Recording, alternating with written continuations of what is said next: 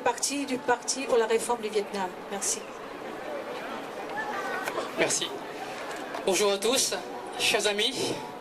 Aujourd'hui, 15 septembre 2013, nous célébrons la journée internationale de la démocratie. Et comme vous le savez, la démocratie, c'est le pouvoir au peuple. Mais la démocratie ne se décrète pas. Ainsi, il ne suffit pas d'ajouter l'adjectif démocratique au nom d'un pays pour le rendre démocratique. Je pense que les habitants des pays d'Europe de l'Est s'en souviennent encore. Chers amis, il n'y a pas de démocratie sans une vraie société civile, indépendante, active. D'où le besoin d'avoir une liberté d'association et de réunion. Il n'y a pas de démocratie sans une presse indépendante et libre. D'où le besoin d'avoir une liberté de presse. Il n'y a pas de démocratie sans la séparation des pouvoirs.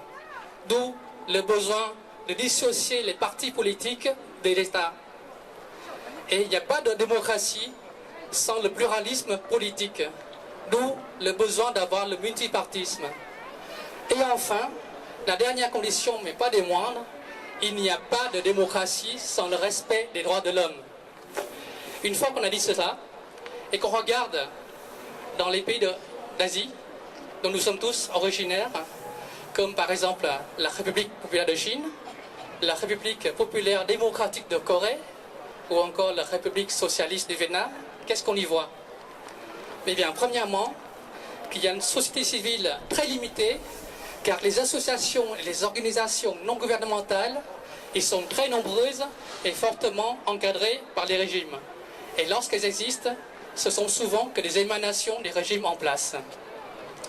Deuxièmement, qu'il n'y a pas de presse indépendante. Tous les médias sont des médias publics et soumis au contrôle de l'État. Et quand ils ne sont pas purement et simplement des porte-voix du régime en place. Troisièmement, les partis communistes chinois, coréens, vietnamiens détiennent tous les pouvoirs.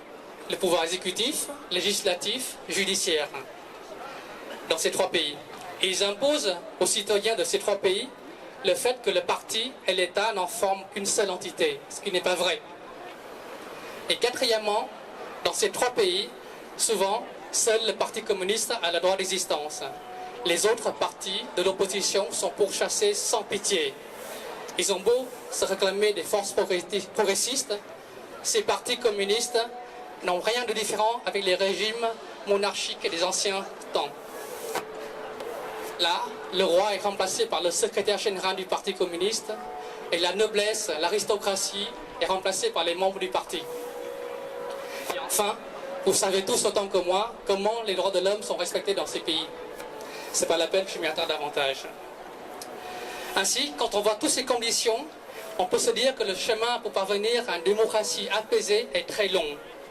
C'est un processus qui prend du temps. Le chemin qui mène vers la démocratie est un chemin d'apprentissage dans lequel le peuple apprend progressivement à prendre les pouvoirs qui lui reviennent de droit. Au Vietnam, pourtant, il y a des signes d'espoir qui montrent que le peuple est en train de faire cet apprentissage, malgré toutes les barrières dressées par le régime. Par exemple, des associations indépendantes se créent de plus en plus.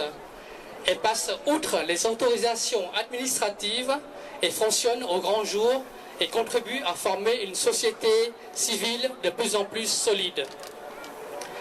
De plus, les médias sociaux constituent une alternative à l'absence de médias indépendants. De plus en plus de citoyens vietnamiens prennent d'assaut la toile pour devenir des journalistes citoyens et proposer une autre version de l'actualité que celle qui est martelée par les médias d'État. De plus, les dissidents vietnamiens commencent à pointer du doigt le fait que le Parti communiste n'est pas l'État. Ainsi, récemment, l'étudiante et blogueuse Nguyen Phương Uyên a courageusement déclaré devant le procès de son procès d'appel, que s'opposer contre l'État n'est pas s'opposer contre le parti, n'est pas s'opposer contre l'État ou bien contre le peuple vietnamien. Et elle a été libérée à l'issue de son procès. Par ailleurs, des partis politiques vietnamiens pro-démocratie militent pour exister au grand jour au Vietnam, avec ou sans le consentement du régime en place, pour créer de facto un multipartisme, pour commencer à offrir une alternative au Parti communiste. Et parmi eux, Viet Thanh apporte toute sa contribution pour faire avancer la démocratie au Vietnam. Chers amis, dans quelques jours, le Premier ministre vietnamien Nguyen Tân Dũng viendra en France pour une visite officielle.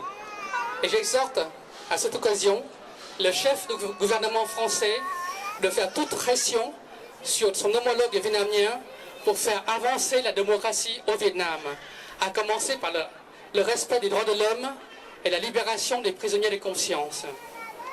Mes amis, aujourd'hui le 15 septembre, M. Ban Ki-moon, le secrétaire général de l'ONU, a appelé, a invité les dirigeants des pays dans le monde à écouter, à entendre la voix de leur peuple, qu'ils soient directs ou bien en passant par leurs représentants élus.